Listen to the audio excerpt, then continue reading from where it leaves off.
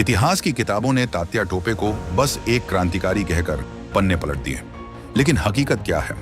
हकीकत ये है कि ये वो इंसान था जिसने बिना किसी साम्राज्य के, बिना किसी औपचारिक सैन्य प्रशिक्षण के दुनिया की सबसे ताकतवर ब्रिटिश हुकूमत की चूलें हिला दी थी।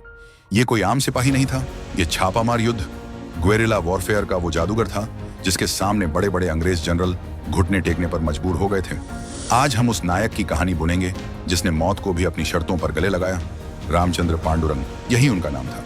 बिठूर के नाना साहेब के दाहिने हाथ। जब 1857 का बिगुल बजा तो तात्या टोपे ने बंदूक नहीं बल्कि रणनीति का सहारा लिया। उनका मानना था कि अगर दुश्मन संख्या में बड़ा है तो उसे सीधे मत लड़ो, उसे थकाओ, और उन्होंने वही किया।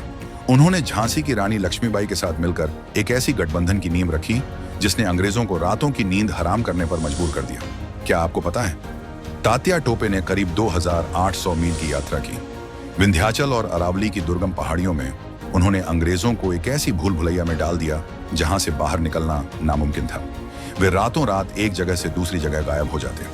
अंग्रेज जनरल ह्यू रोज और कैंपबेल, जो पूरी दुनिया जीत चुके थे, वे तात्या के सामने बौने साबित हो रहे थे। तात्या का हर वार अचूक था। दुश्मन को पता ही नहीं चलता था कि हमला सामने से हुआ है या पीछे से। लेकिन कहते हैं ना, दुश्मन से ज्यादा खतरनाक अपनों का विश्वासघात होता है। नरवर के राजा मानसिंह की गद्दारी ने तात्या को जंगलों में घेर लिया। 7 अप्रैल 1859 तात्या पकड़े गए। ब्रिटिश हुकूमत ने उन पर मुकदमा चलाया, लेकिन तात्या की आंखों में पश्चाताप नहीं, जीत का गौरव था।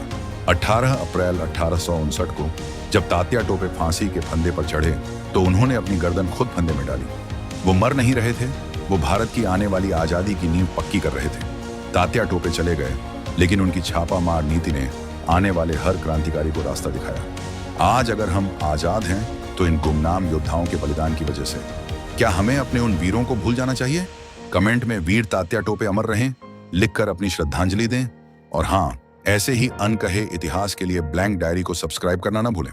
जय हिंद, जय भारत।